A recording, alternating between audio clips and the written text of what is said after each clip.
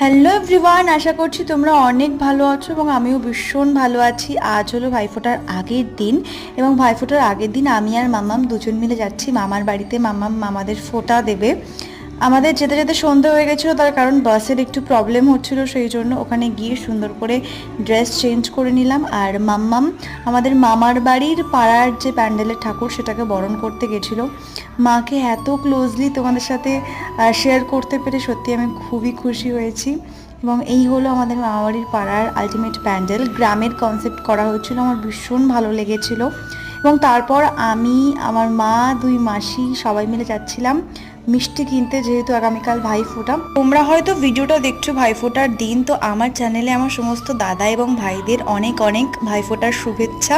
আর এই হলো আমার আজকের লুক। তো ভিডিওটা যদি ভালো লেগে থাকে অবশ্যই সাবস্ক্রাইব করে দিও ভাইফোঁটার ব্লগ দেখতে হলে। বাই।